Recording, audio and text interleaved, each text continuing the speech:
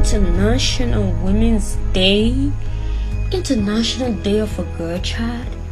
Are you seriously kidding me?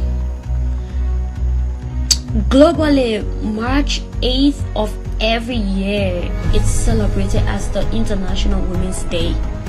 Member countries of the United Nations uses this day to host programs locally in celebrating the day. However, these celebrations have gone so elite at solving the acute challenges women face globally, especially in the countryside of the third world countries. In the countryside of the third world countries, where there are countless women of wounds, where there are endless single mothers who cannot afford tuition for their kids and are dying of frustration and humiliation.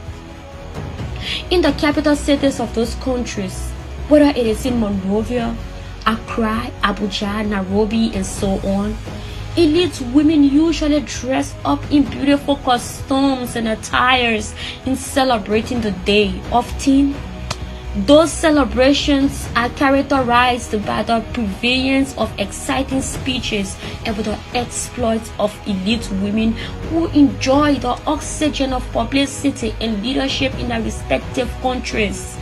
This is sad. While mothers on the other countryside of the third world countries are dying more than they have lived.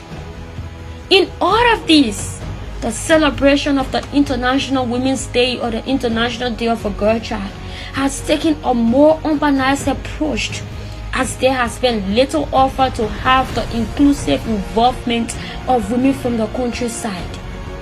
Even when women from the countryside are involved in the celebration, it has always been for political correctness and cuteness, as opposed to being a genuine effort and at ensuring the plight of those rural women are addressed. For the elite women, women's empowerment is about being on par with their elite male counterparts, which is very important. They have reduced the concept of women empowerment to being the right to become a doctor, a president, minister, business moguls, CEOs, and so on, which is unfortunate. Although these personal successes are lofty and okay, they don't address the fundamental question of oppression facing women globally. They also tend to look at women's empowerment from the narrow prism of the self in contrast to the collective. In the world over, there has been no shortage of elite women winning global feats and capturing the headlines in the Western labor media. Now we have Hillary, who is to America, Taja, who is to Finland, Ellen Johnson Sirleaf, who is to Liberia, Joyce, who is to Malawi, Kristen at the International Monetary Fund, IMF, and so on, have not changed the perennial problems of women in Africa and globally.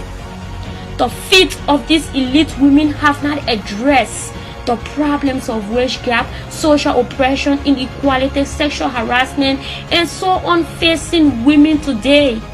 And in most instances, the rise of those elite women on the global scales have come on the back of women who are used as wage slaves, doing low-paid jobs such as cleaning, care, and other domestic-related jobs. And today, half of the wealth of the universe is in the hands of 8 men. 8 men! A study conducted by the World Food Program WFP has shown that 60% of chronically hungry people are women and girls. International Women's Day? Are you serious? And according to the United Nations, women make up more than 2/3 of the 796 million illiterate people. And additionally, World Bank Gender Data Portal 2015 report says worldwide, women are paid less than men in most countries, earning on average 60 to 75% of men's wages. International Women's Day? International Women's Day? That must be a serious joke. The above mentioned statistics reveal the terrible conditions facing women on the global scale. In stark opposite, so those who think that the rise of few women to the spotlight of power in some countries means that women are being liberated from the yoke of oppression, they must be daydreaming. This must be a serious joke. International Women's Day, because we have 10 to 11 and 12 women who have made it up to the top.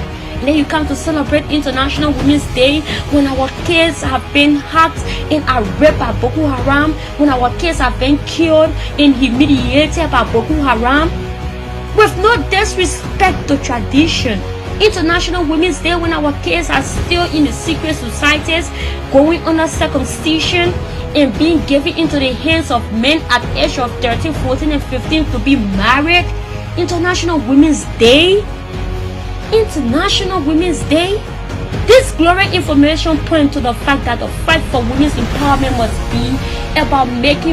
must be not about making big speeches that are used as one-line quotes in newspaper and soundbites for radios. It should rather be the fight for equality of all women, especially women in the countryside of the third world. Countries who are hard hit by the menaces of oppression and male chauvinism. In my own Liberia, my own homeland, my motherland, my sweet Liberia, my country has got the dubious distinction of producing the first female president on the continent of Africa, in honor of Ellen Johnson Sirleaf, and also the first female president of the United Nations General Assembly, in honor of Angie Brooks Randolph of glorious memory. However, the feat won by those two Liberian women, several other elite women in the homeland have not addressed the questions of domestic violence, sexual violence, rape, equality before the law, and equal pay for equal work. For example, women in the rural areas of my country have been subjected to inhumane treatment of the short or treacherous form. More girls in the rural areas of Liberia stay out of school during the period of menstruation or during their menstrual cycle as a result of unsanitary conditions in the school. Some have died as a result of illness, others have died as a result of the worsening rate of maternal mortality. International Women's Day. International Women's Day. Liberia's Ministry of Gender, Children and Social Protection reported that from January to September of 2017, a total of 892 sexual and gender-based violence cases were reported, of which 506 were rape cases and 475 involved children. This figure is now without precedence, as Liberia has had a violent past during her 14 years of civil crisis, which is very sad and which we cannot look to. Women were raped, killed. And of course, in some countries, women have got the right to vote. They have got the right to vote, the right to education and equality before the law, which we cannot dispute because it's a fact. But in comparison to women who don't have access to this right, one will argue that the celebration of the International Women's Day is meaningless until it is tied to the total liberation of women globally. There shouldn't be a day set aside for a woman to be recognized in the society. There shouldn't be a day set aside for a woman to protest for her right to have equal pay for equal qualification as a male counterpart. There shouldn't be a day set aside for that. There shouldn't be a day set aside to say, let our girls leave the secret societies. Let our girls get married at the legal ages. There shouldn't be a day set aside for that. It is heartbreaking. It is frustrating. For few privileged women, this day means a lot for them. But for the vast majority of women across the world, it means absolutely nothing, as they are still being persecuted on large scale.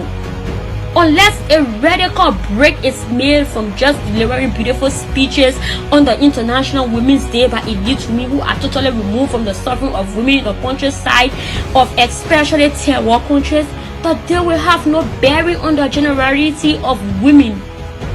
Ordinary women of the world see this day as an opportunity for bogus women to issue poorly scripted speeches containing vague details, as opposed to the struggle to end all forms of oppression against women. As I say in a nutshell, the International Women's Day is totally meaningless for now till issues are addressed globally. Issues that are affecting women, issues that women are faced with.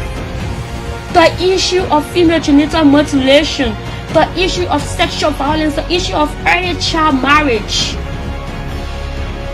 Till we all come up and have one voice in equal rights every day, not a single day, not March 8th of every year that should have right to speak up. Till we are giving our rights, the rights to our freedom, the freedom of speech, the freedom of expressing ourselves. There is no need. There is no need. I don't need a day to understand that I'm supposed to be celebrated by male, or to understand that I'm supposed to be celebrated by society. I'm supposed to be celebrated every other time. Every other time. Oppression of women on the global scale cannot be treated as an absolute issue void of looking at it from the context of the class antagonism. Until the International Women's Day starts to look at issues of women in light of class correlation, the celebration of this day is completely meaningless for women of the world. It is. It is. We have to tide ourselves. We don't need a special day to be recognized around the world. It breaks my heart. And it feels at times like there is no need. Our girls are dying. Our girls are going under circumcision. They are dying. Their voices are being denied. They have been denied the right and the privilege to be people of their own. They are 13 and 14 years old and have been given to marriage. It is sad. It is pathetic. The government of Liberia, the government of Nigeria, and the elite people around the world should start to see reasons for which this day should have meaning if we should celebrate it. We should start to step up our games and take our sisters from those Sunday butches. With no disrespect to tradition, with no disrespect to my family and other families, traditional families around the world. Let our girls be given a chance and an opportunity to go to school. To the President of the Republic of Liberia, to the Vice President, there's a need. There's a need. Having gender minister or the gender ministry, or having a program and beautifying speeches and making things look beautiful does not mean anything. While they are speaking and making big speeches, there is a girl undergoing circumcision. There's a girl crying because she has been given into marriage. There's a girl whose future has been damaged at the age of 12. This is so sad. It is sad. Thanks for the attention. Thanks for giving me this platform. I am honored. I'm so excited to be here today. And I look forward to pushing this fight so that we all can have a common goal. So that we all can be recognized each and every day of what we are capable of doing. Thanks.